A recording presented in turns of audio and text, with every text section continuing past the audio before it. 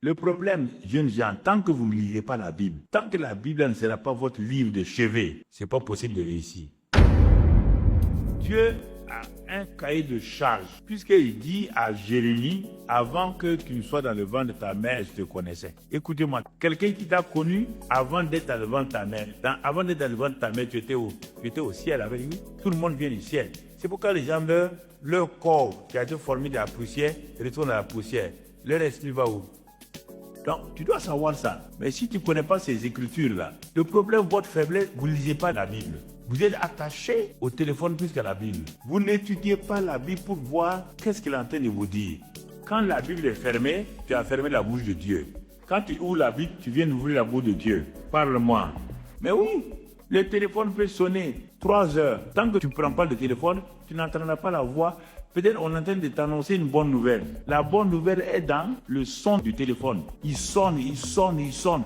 Toi, tu attends pour que quelqu'un t'aide avec de l'argent. Donc, la personne qui a été choisie est en train de te téléphoner. C'est une bonne nouvelle. Mais tant que tu ne prendras pas le téléphone, tu ne décroches pas. Tu n'entendras pas sa voix. Tant que tu ne vas pas ouvrir la Bible et dire à Dieu, tu as dit ça, mais moi, je veux savoir comment tu as dit. Toi, tu vas t'asseoir et réfléchir. Tu n'es pas l'auteur de ta vie. Il a dit à Jérémie, ne dis pas que tu es un enfant. Ce n'est pas une affaire d'enfance. Il y a plusieurs phases. Tu as été créé. Créé, c'est esprit. Formé dans le ventre de ta mère.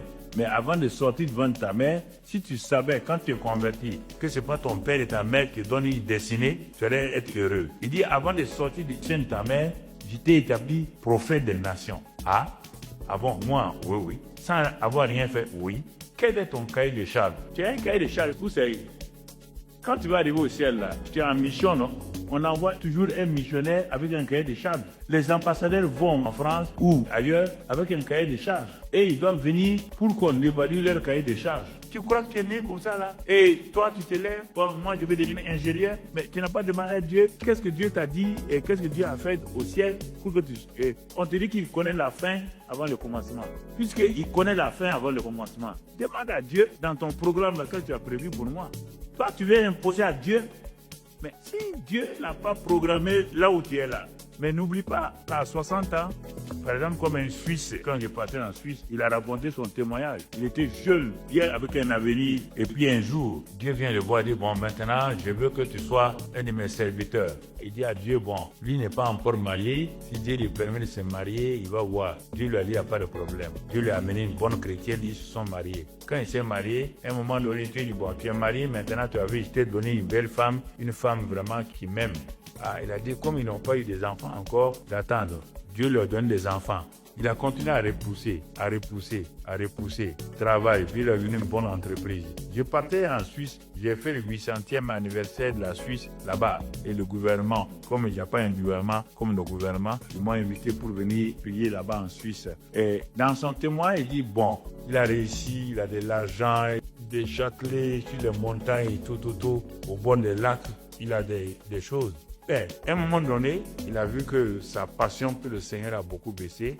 Et un jour, il prie maintenant. Tout ce qu'il avait là, il ne lui donnait pas satisfaction. Il a fait un temps de retrait pour aller dire à Dieu, vraiment, lui, il n'est pas satisfait. Il veut faire ceci, il veut faire cela. Dieu dit, bon, normalement, lui, c'est pas comme ça, mais pour son cas, là, il est obligé de faire. Il dit, bon, ce que j'avais prévu là, je l'ai ajouté pour quelqu'un et j'ai retiré ce que tu avais. C'est pourquoi tu te sens mal comme ça. Il n'y a pas un homme qui a pleuré comme cet homme-là. C'est comme Isaïe. Il a dit, tu n'as pas eu de bénédiction? Dieu dit, ah, non. Il dit, va voir l'histoire d'Isaïe. Jacob a retiré tout. Il a pleuré, mais j'ai dit non. S'il dit, c'est le cas exceptionnel. Je t'ai suivi. Tu étais jeune. Tu t'es marié. Tu t'es béni. Tu as des enfants bénis. Un travail béni. Tout est béni. Et du refus. Il y a quelqu'un qui dit, on travaille. Il est ajouté là-bas. As-tu déjà demandé à Dieu qu'est-ce qu'il veut que tu fasses? Mais toi, tu peux pas imposer à Dieu. Dieu n'est pas un aideur. Quand on t'envoie ambassadeur d'un pays dans un autre pays, le pays t'envoie avec un cahier de charges. L'ambassadeur est chargé de ça. Le premier secrétaire est chargé de ça. Quand une entreprise t'envoie pour être directeur commercial et toi tu veux devenir directeur technique, ça n'ira pas. C'est celui qui t'envoie qui commande. La plupart des gens, on dit on va les gêner prier. Et tu amènes tous tes besoins. Dieu dit, mais il dit aux anges là, mais cette femme-là, elle amène tous tes besoins là. Mais ça ne m'intéresse pas. Le reste, c'est ça aujourd'hui. Ça ne m'intéresse pas. J'ai dit, s'ils mettent mon royaume en priorité, moi je pourvois tous leurs besoins sans problème. Je sais que vous avez besoin. Pas prendre Matthieu 6. Je sais que vous avez besoin de ça. Je sais que vous avez besoin de ça. C'est moi qui vous ai créé et j'ai un cahier pour ça. Mais vous laissez mon cahier de charges et vous m'apportez un cahier de charges de vous-même. Même si je vous donne ça, vous êtes jamais heureux. Jamais. Puisqu'un jour, l'État ou l'entreprise où vous êtes là va vous mettre à la retraite. Et dites, il n'y a pas même beaucoup de retraités maltraités. Les retraités sont maltraités. Ils ont fait leur volonté. Mais maintenant, ils sont à la retraite. Moi, je ne les écoute plus parce que je n'aime plus les utiliser. Ils ont refusé. L'État aussi ne veut pas, son entreprise ne veut pas. Il n'y a pas vu, ils viennent à l'église comme ils sont fatigués. Non, c'est des choix importants. Tu ne peux pas dire à Dieu de t'utiliser. Il va te dire pourquoi. Pourquoi? J'ai travaillé 14 ans, mais ça ne m'a pas empêché d'être directeur. 14 ans, j'évangélisais. Les week-ends, là, j'étais sur le terrain. J'évangélisais, je prêchais. Je n'ai pas d'église, mais je partais faire la volonté de Dieu.